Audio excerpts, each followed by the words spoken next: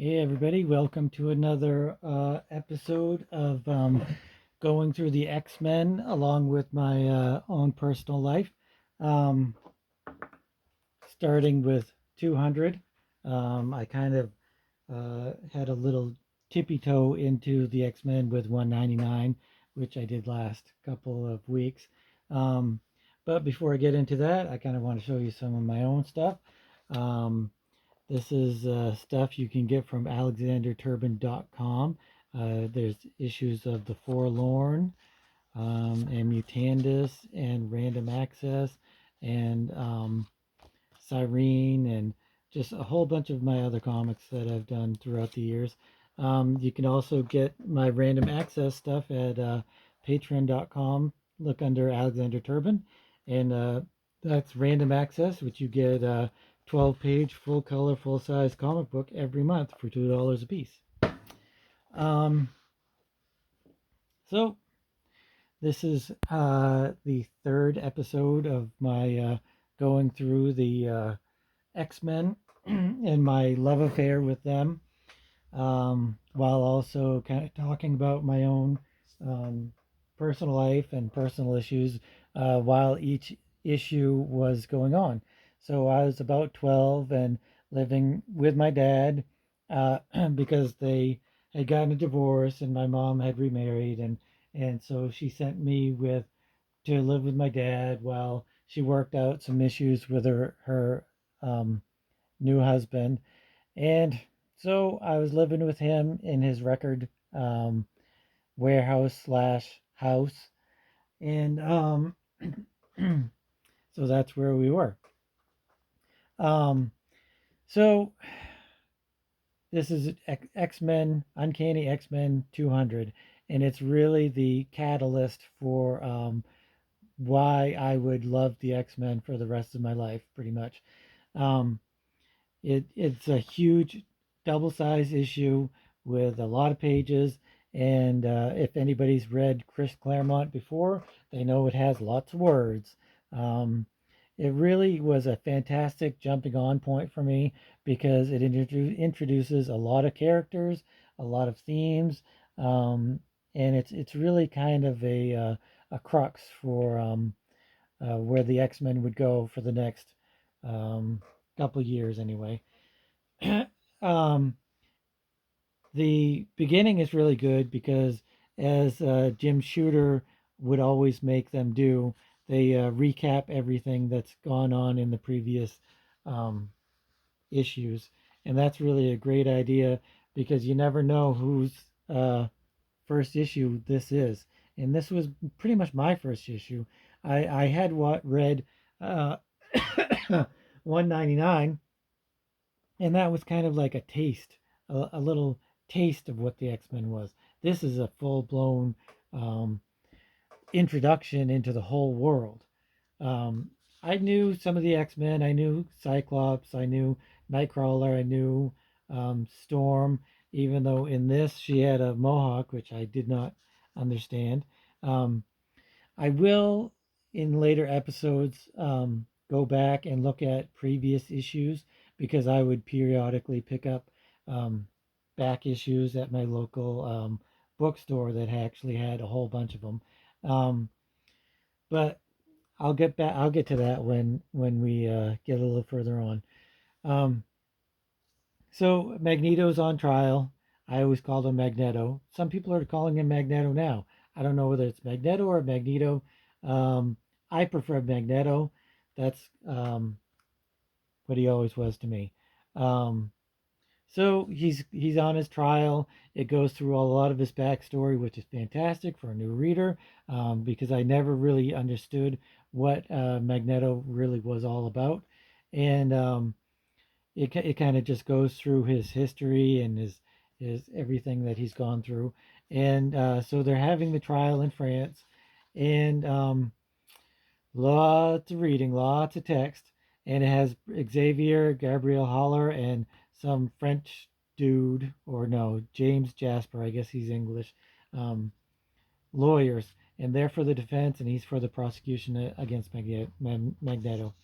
Um, we're also introduced to Fenris, who was a pretty lame supervillain, but it ties into the whole the backstory of Magneto and Xavier and Baron von Strucker, who is their father. They're really kind of lame. Later on, they're going to be in the TV show Mutants.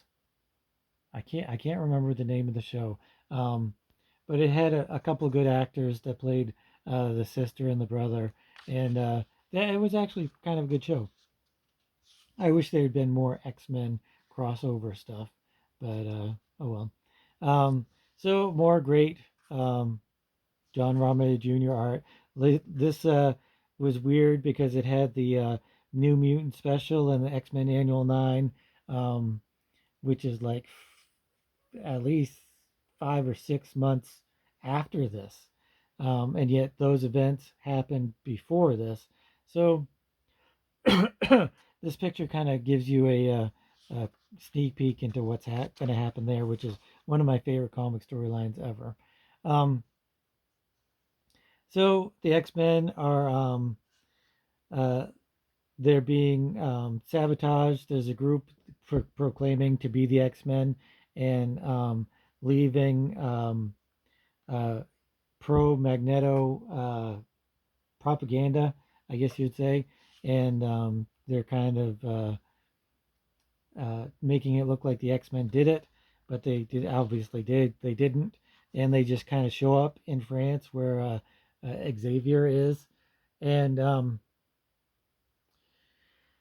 yeah, so we have that going on. It shows Xavier's having a heart attack. So this whole issue is chock full of X Men stuff, uh, present and future and past, because that's what Claremont always does. He always um, leaves threads lying around in all of his issues, and they're going to go somewhere, hopefully. And if you read every issue, you'll be able to catch up to what's going on. Um, so here's more of the trial, and there's a backlash and protesters against mutants, and this is when it really kicks in that that mutants are a vehicle to show racism and what that's all about in the world. And I've always been cognizant of racism and what's going on and stuff like that.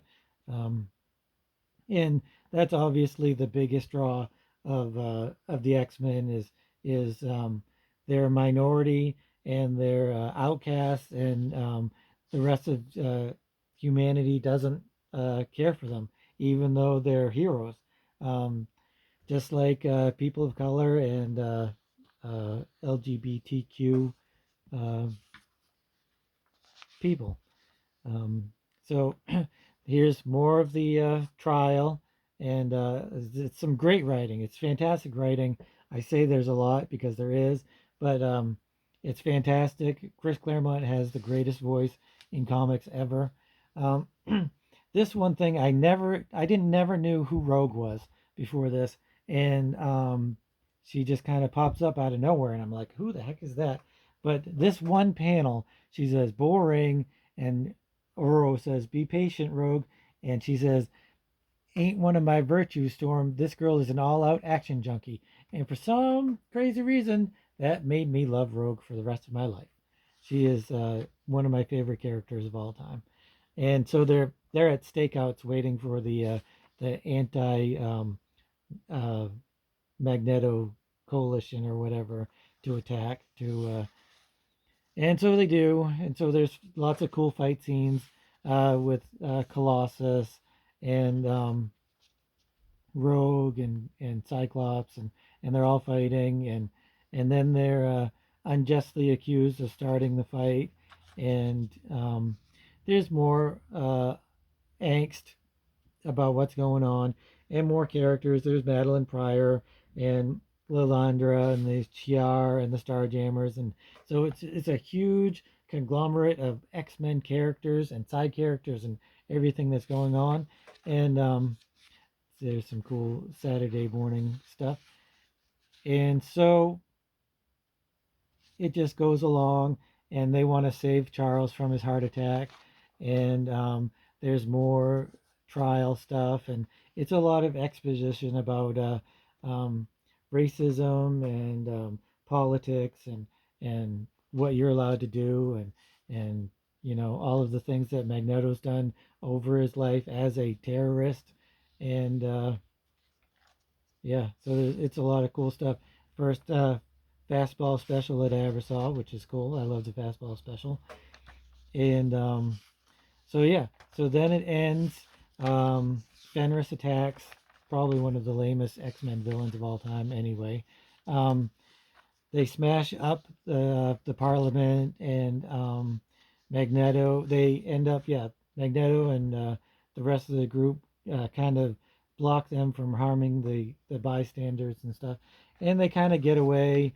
And but they flood the area, and Xavier's having his heart attack, and he gives the school over to Magneto, and this is kind of where you see Magneto is really becomes empathetic to his cause, because he really doesn't know if he can do what Xavier wants him to do.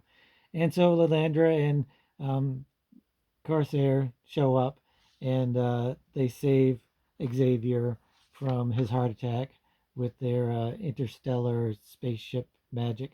Um, and there's more X-Men, and it's a fantastic read. Um, and Yeah, I'd definitely um, recommend it to anybody. As far as what was going on in my life, I would say it was about this time that because at my dad's it wasn't really all horrible stuff. This one time, it must have been, I think it was in the fall, and he was taking me to see an Aerosmith concert, which was really cool because we didn't really get a lot of big name musical acts in town um, very often. We had Kiss, I guess, come, and they didn't do it, but I guess fans of Kiss really destroyed the auditorium, and like went on the roof and was like ripping off shingles and stuff. I guess that's what I heard anyway.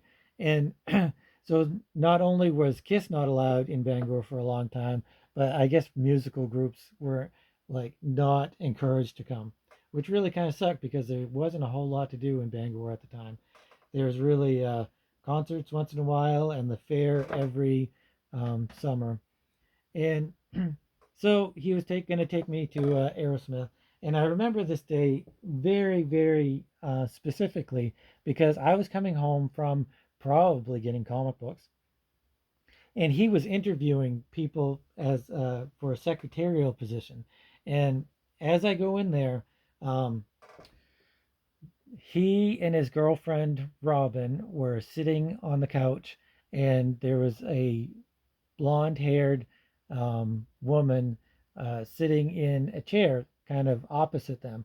So I sat down in the couch, and they were interviewing her for the spot of secretary for him.